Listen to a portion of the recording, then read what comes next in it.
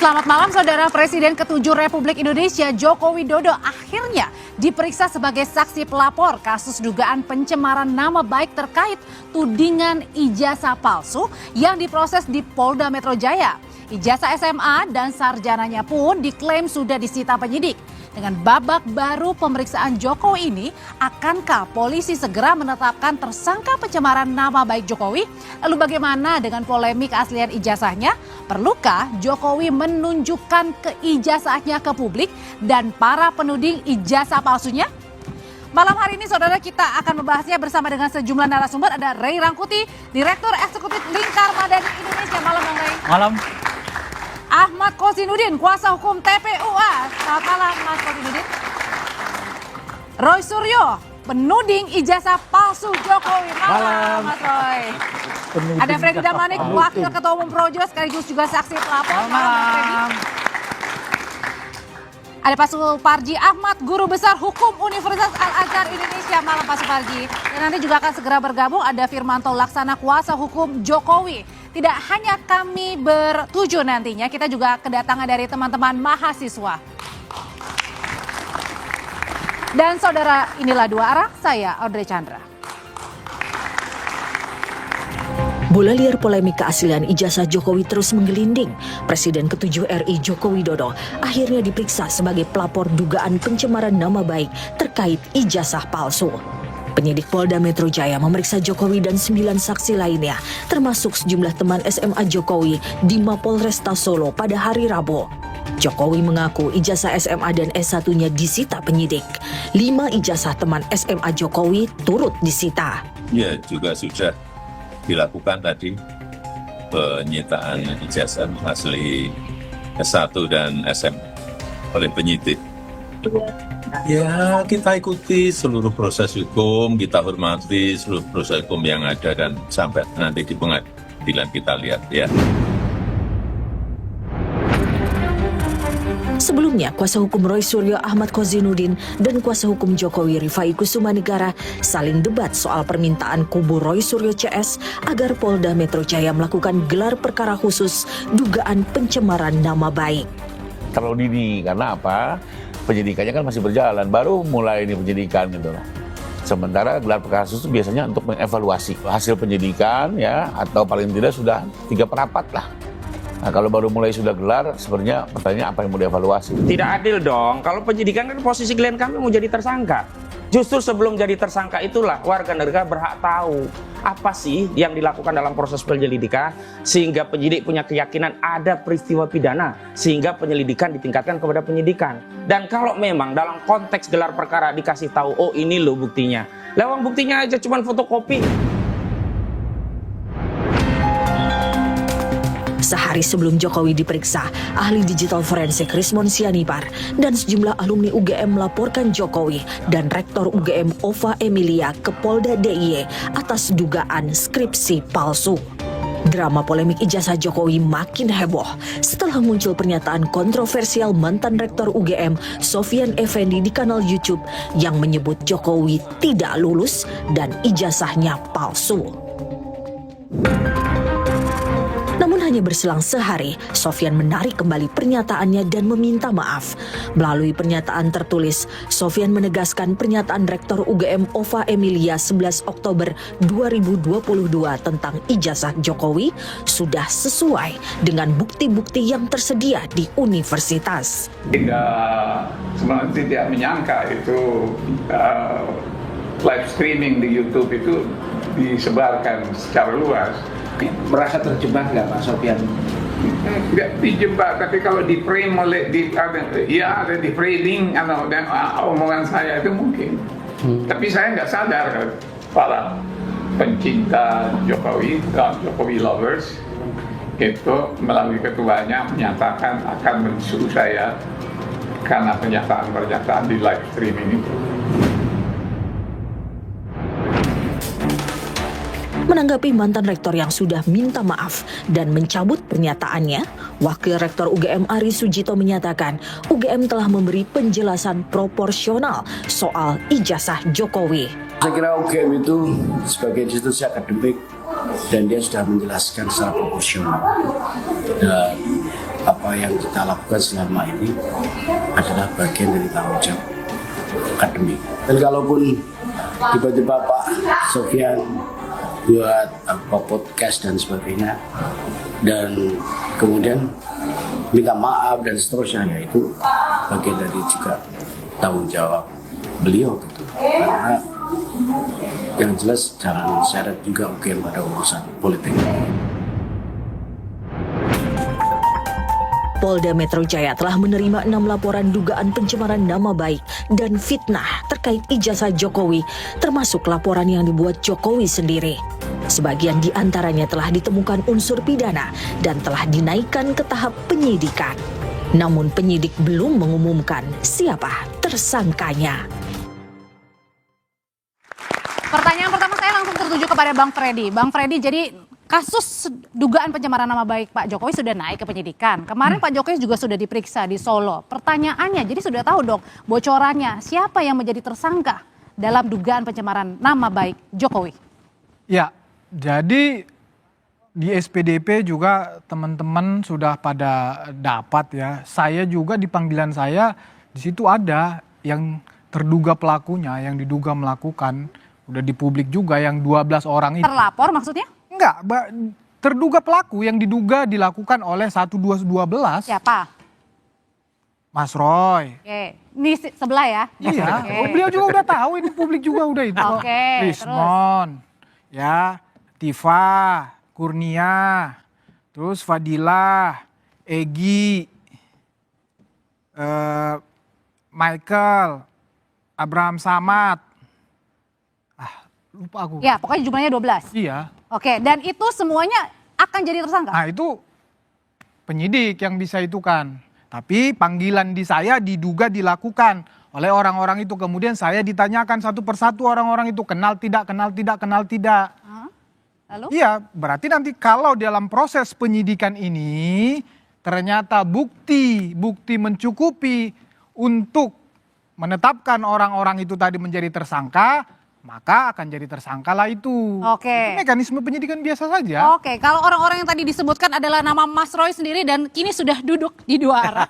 Berarti artinya Anda juga sudah siap kalau ditetapkan sebagai tersangka, Mas Roy? Ya, dia juga harus siap kalau ternyata nanti prosesnya tiba-tiba saya tidak terbukti, kemudian yang di Bareskrim, kemudian terbalik, kemudian Dia Pak Jokowi. Loh iyalah yang lapor siapa lagi, dan yang Oke. pelapor-pelapor itu jangan diam saja. Itu bisa kita laporkan balik, enak aja nuduh nggak ada legal standingnya, tiba-tiba main tudang-tuding. Siapalah yang mengaku kemudian kami relawan, kami nggak rela gitu.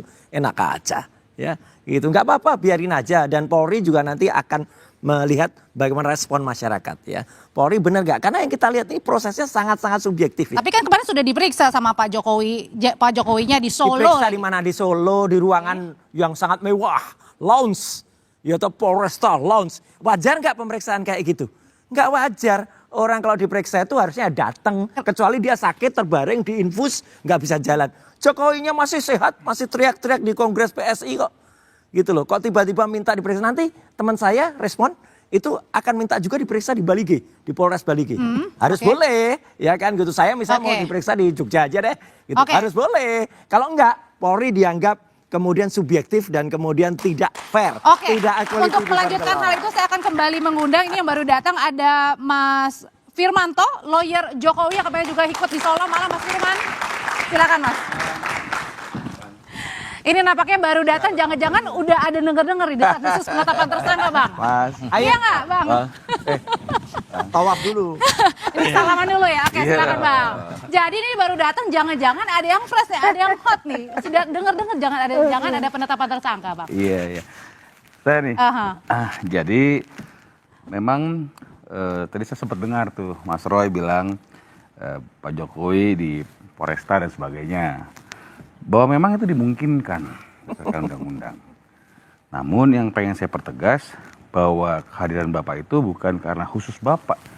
Malah karena kami mendengar di hari Senin itu ada penyidikan, ada proses yang dilakukan, maka kita mengikuti jadwal dari penyidik.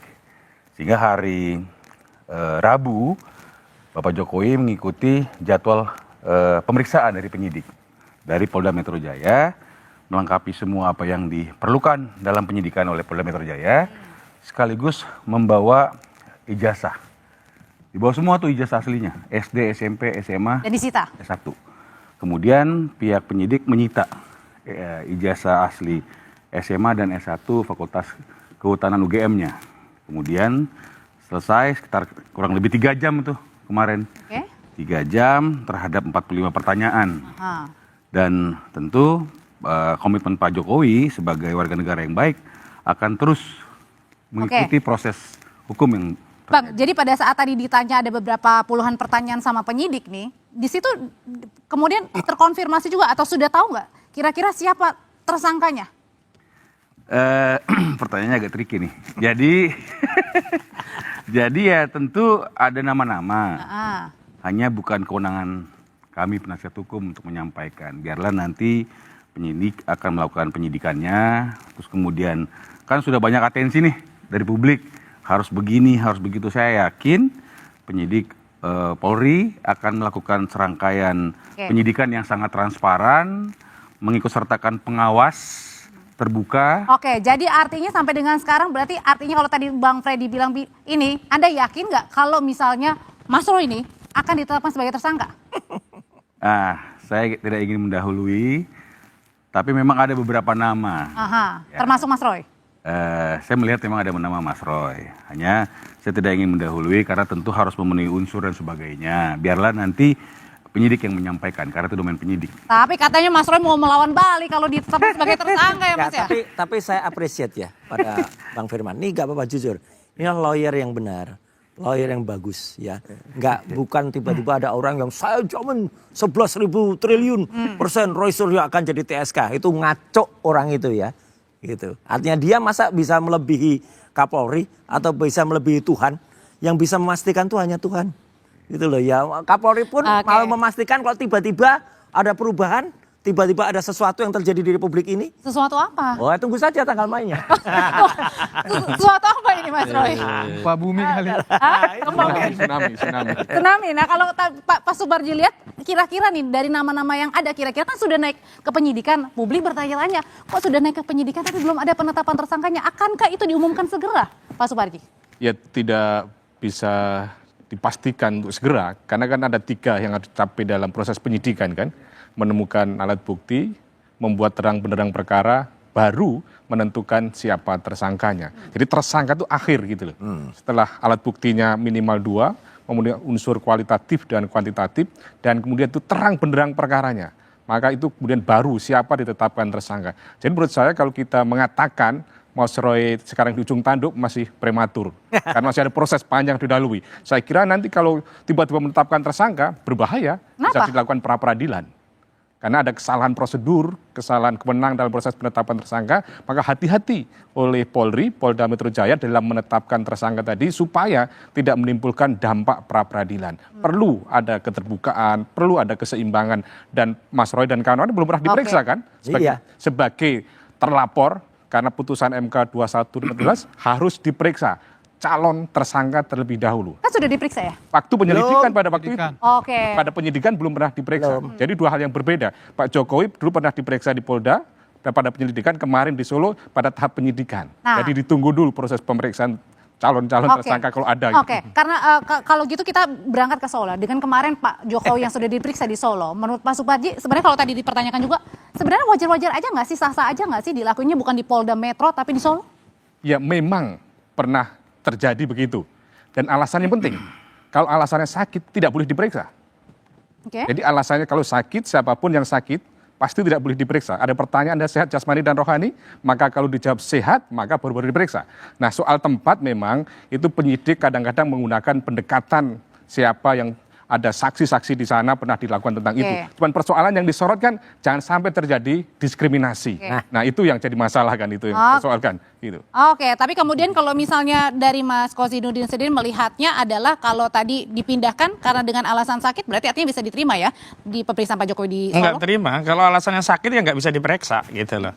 Jadi yang menjadi soal itu tadi, kalau kembali soalannya adalah transparansi, maka yang pertama harus dilakukan adalah menindaklanjuti permohonan kami untuk melakukan gelar perkara khusus agar menjadi terang benderang bagi kami penyelidikan itu apa dasarnya kok ditingkatkan ke penyidikan. Yang kedua, betul tadi, prematur sekali hari ini publik jangan diajak berpikir ala penyidik atau ala jaksa. Ala penyidik duga-duga, sangka-sangka, ala jaksa asal tuntut. Hari ini ayolah kita berpikir sebagai hakim. Yang pertama kita harus mempertimbangkan fakta, yang kedua baru kita memberikan pendapat. Soalan yang hari ini kita lihat itu kan hari ini baru hal-hal yang berkaitan dengan saudara Joko Widodo. Dan saya ingin tegaskan kasus ini justru mengkonfirmasi saudara Joko Widodo itu tidak dua hal tidak dia penuhi. Satu, dia tidak negarawan. Kedua, dia tidak kesatria. Tidak negarawannya kan sebenarnya polemik ini kan awalnya kan terkait ijazah. Kalau dia mengambil pilihan untuk menyelesaikan secara negarawan dengan menunjukkan, selesai. Yang kedua, ketika dia mengambil proses hukum, ini pendukungnya juga ikut lapor, keroyokan ini, nggak kesatria. Harusnya, ini wibawaku, kehormatanku, ijazahku, kalian jangan ikut lapor, aku saja yang lapor. Nah, aku selesaikan semuanya. Jadi artinya gimana tuh Mas Firman, katanya udah tunjukin aja ijazahnya lagi-lagi. Kalau terkait itu, saya tidak sepakat ya dengan Pak Ahmad.